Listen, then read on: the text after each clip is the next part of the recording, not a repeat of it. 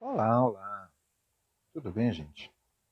Esse vídeo que eu estou fazendo hoje é em homenagem àqueles que preferem solucionar problemas de funções quadráticas por meio da soma em produto.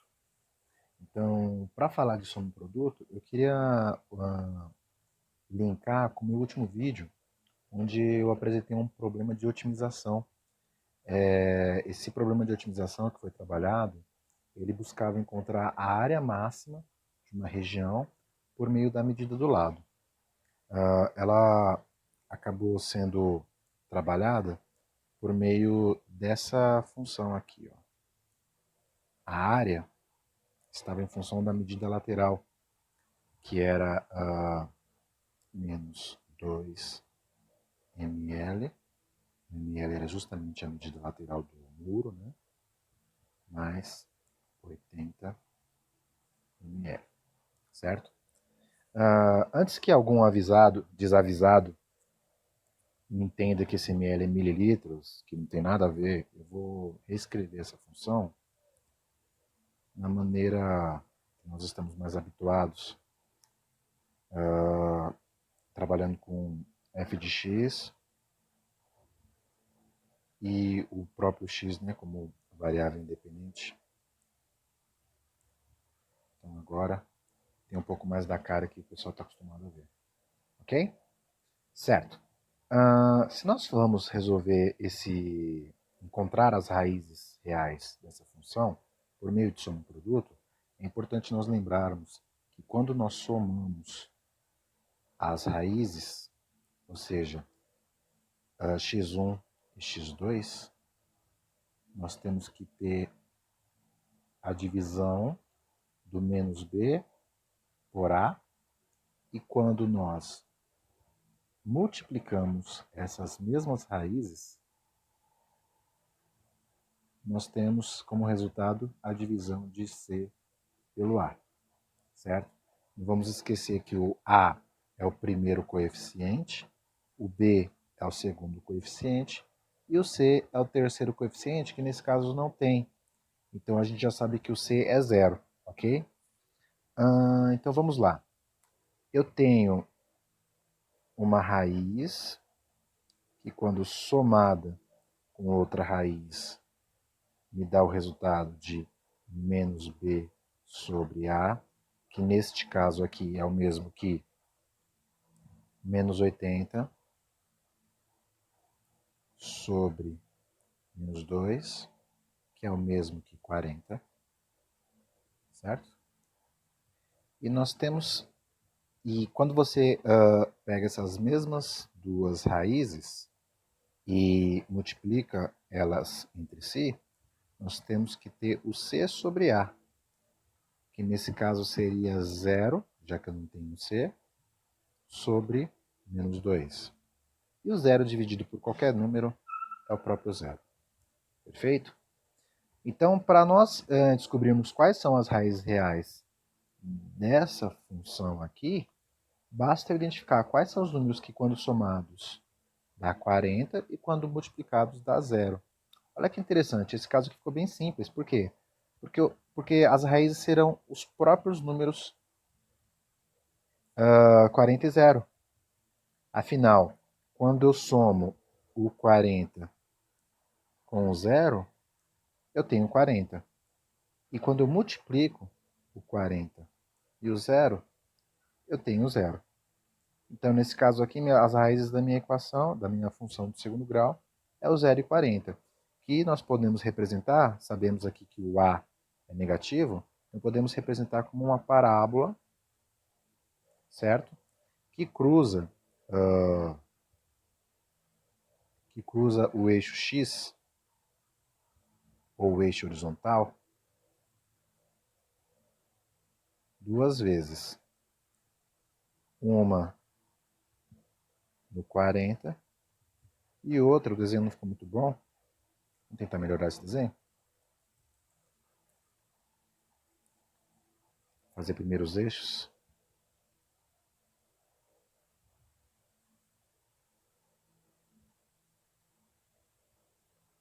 Então eu tenho uma parábola que cruza o eixo horizontal no 0 e no 40.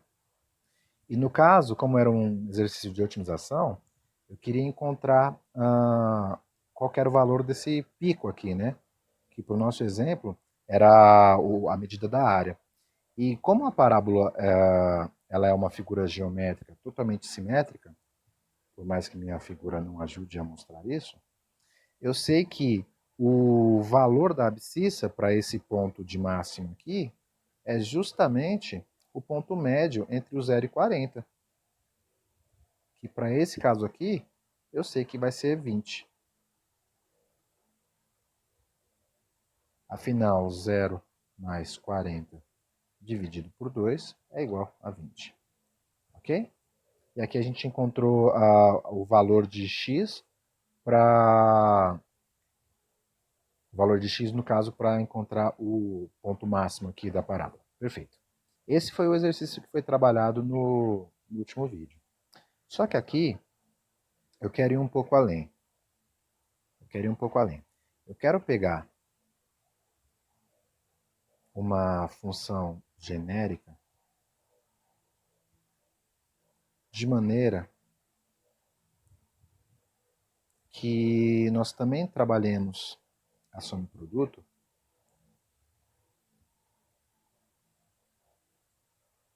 e vamos verificar o que a gente consegue concluir trabalhando a soma e produto aqui de uma maneira genérica. Então, vamos lá.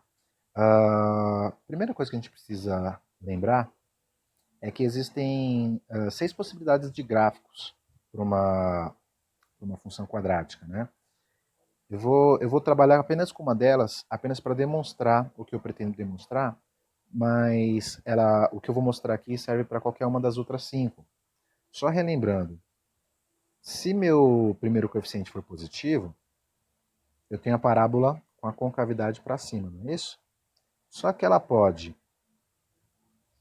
tocar o eixo horizontal, ela pode não tocar, ela pode tocar num único ponto, ou ela pode tocar em 2 pontos distintos.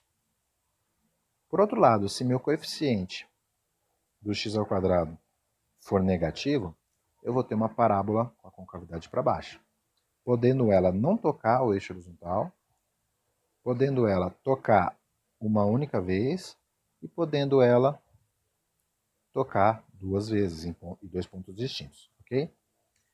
Legal. Isso é apenas um lembrete, né? Eu não quero trabalhar para 6 possibilidades, eu vou trabalhar apenas para uma delas, que vai ser o caso onde eu tenho um coeficiente positivo, né? O meu a é positivo, e existirá 2 raízes reais, ou seja, a parábola terá 2 intersecções no eixo horizontal. E a gente sabe que cada uma dessas intersecções são raízes da minha equação. Então, eu posso chamar isso aqui de x1, que é esse ponto aqui, e esse outro ponto de intersecção eu posso chamar de x2. Ok? Usando o mesmo conceito geométrico que eu usei aqui, ou seja, sabendo que a abscissa do meu vértice é justamente o ponto médio entre as raízes, eu posso dizer que existe um ponto médio aqui, vou chamar de PM, que pode ser identificado pela média aritmética simples. Ou seja, eu somo meus elementos e divido pela quantidade de elementos. Que aqui são só 2, né? Aliás, é o que se espera de uma parábola com 2 raízes reais. Perfeito. Lembra da soma e produto? Lembra de como a gente organizou aqui os cálculos para a soma e produto? A gente vai precisar disso. Então eu vou repetir a soma, que eu sei que x1 mais x2 é igual a menos b sobre a. E repare que eu tenho um x1 mais x2 no numerador desse cálculo aqui, né? Ou seja, eu posso simplesmente colocar o menos b sobre a nesse numerador e eu passo a trabalhar com um ponto médio representado por menos b sobre a dividido por 2, que é o mesmo que menos b sobre 2a. Ok? Perfeito. Vamos usar agora o produto. Mas antes de usar o produto, vamos olhar de novo aqui para esse gráfico. Eu quero mostrar aqui uma coisa para vocês. Reparem que eu vou colocar uma reta real aqui, onde eu tenho x1, eu tenho x2 e eu tenho um ponto médio. Certo? Se o ponto médio está exatamente no centro entre o x1 e o x2, eu sei que a distância de x1 a Pn, se eu chamo de d essa distância, eu sei que a distância de Pm até x2 também será d. Ok? Então, eu posso dizer que o x1 também pode ser escrito como ponto médio menos d, e o x2 pode ser escrito como ponto médio mais d. Faz sentido? Apenas uma interpretação geométrica aqui, né? Ok. E considerando essas duas igualdades, eu posso também dizer simplesmente que x é igual a Pm mais ou menos d. Ok? Certo. Bom, vamos usar agora a equação do produto das raízes. Eu vou reescrever aqui o Pm, que a gente vai precisar usar de novo. Ó, Pm é igual a menos b sobre 2a, ok? Menos b sobre 2a. E eu quero colocar aqui essa outra equação aqui que a gente acabou de escrever. Que o x ele pode ser escrito como Pm mais ou menos d. Certo? E eu vou agora usar o produto entre as raízes, só que chamando cada produto por essas outras expressões aqui. Certo? Então vamos lá. O produto, vocês se recordam que pode ser escrito como x1 vezes x2 igual a c sobre a. Então eu posso reescrever usando isso aqui. Ou seja, x1 também pode ser chamado de Pm menos d. E o x2 pode ser chamado de Pm mais d. E tudo isso, né, o produto desses dois fatores, permanece sendo C sobre A. Reparem que eu tenho um produto notável, né? Esse produto notável eu sei que vai ficar Pm ao quadrado menos D ao quadrado. Mas, para quem não tem familiaridade com os produtos notáveis, eu vou fazer a distributiva aqui, ó, multiplicando Pm por Pm, multiplicando Pm por D, multiplicando menos D por Pm, multiplicando menos D por D. Então isso fica Pm vezes Pm é Pm ao quadrado, o Pm vezes D é Pm D, o menos D vezes Pm é menos D Pm, e por fim, menos D vezes D é menos D ao quadrado. Tudo isso igual a C sobre A.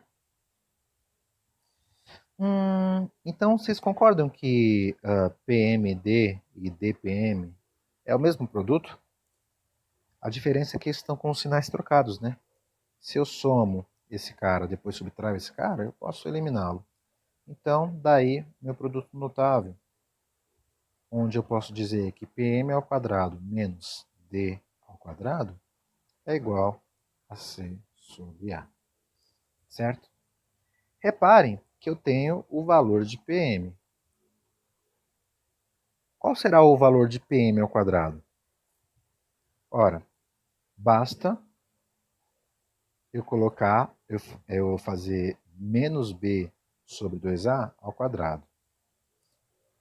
Vou colocar aqui, vou aproveitar esse espaço. Menos B sobre 2A vezes menos B sobre 2A, que é menos B sobre 2A ao quadrado, é o mesmo que B ao quadrado sobre 4A ao quadrado, certo? Então isso aqui, ó,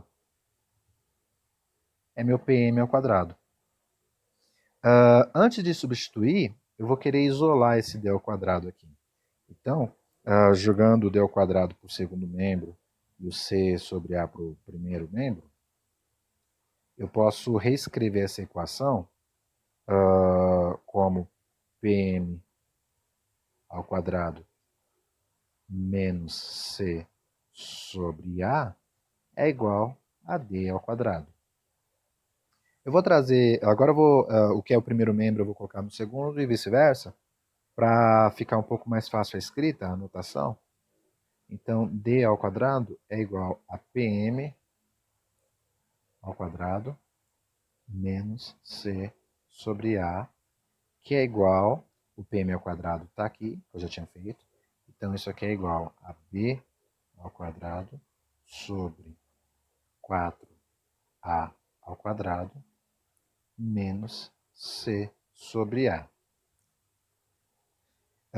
E agora, eu vou colocar tudo no mesmo denominador. Então, eu vou usar o próprio 4A ao quadrado como denominador comum.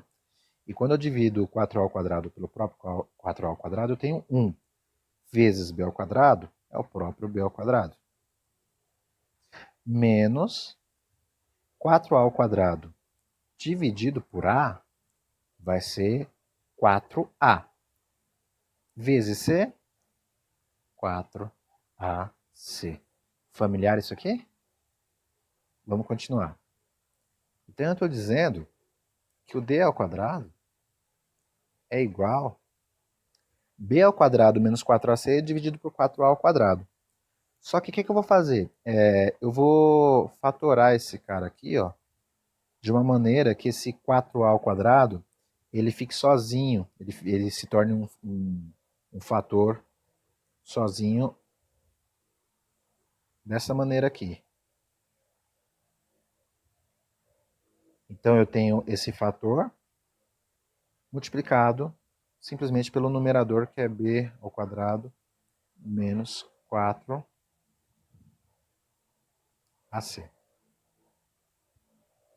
Ok? Eu ainda tenho um quadrado aqui que está me atrapalhando, então eu vou ter que tirar a raiz. E como o D é uma distância, lembra?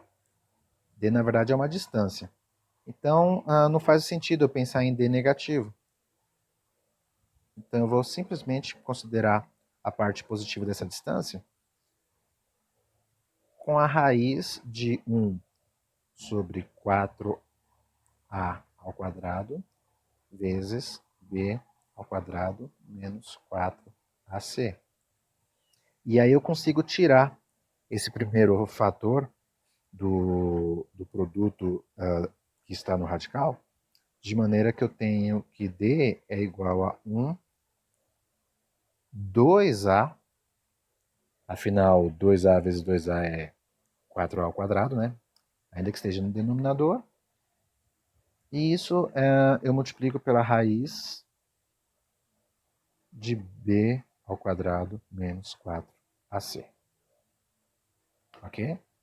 Então esse é meu D. Eu acabei de encontrar o valor dessa distância do ponto médio a cada uma das raízes.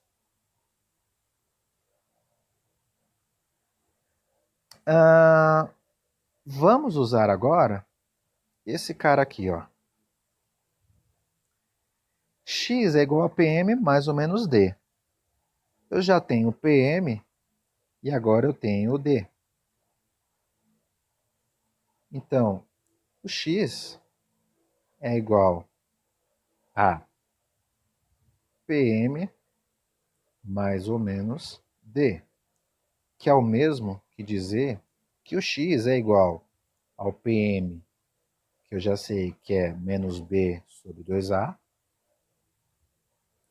Então, menos B sobre 2A, mais ou menos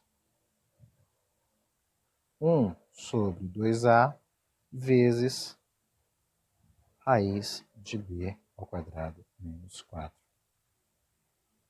4AC. Ficou um pouco ruim aqui, mas acho que dá para entender, né?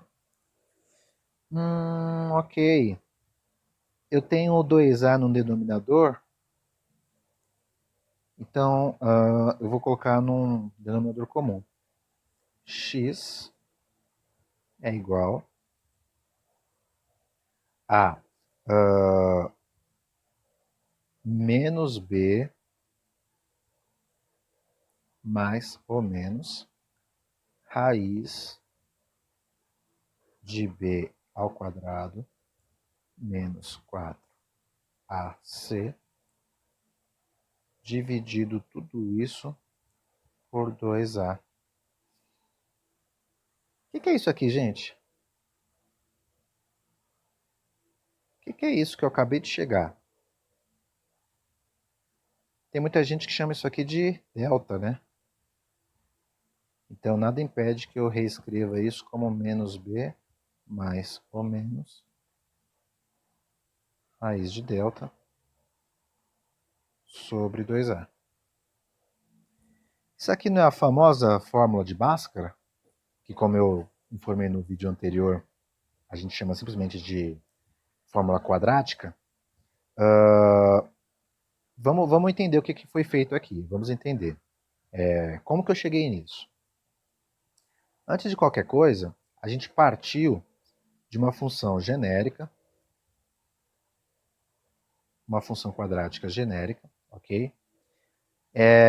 E com a informação das equações de soma e produto, e um conceito geométrico sobre a questão do ponto médio, eu mostrei que se a soma entre as raízes for igual a menos b sobre a, e o produto dessas raízes for igual a c sobre a, eu posso descobrir quais são essas raízes por meio dessa fórmula aqui. Isso é uma implicação. Isso é uma implicação.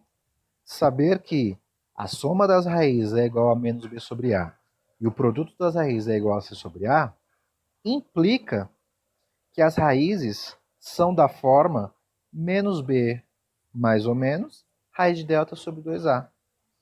E isso independe do gráfico, tá, gente?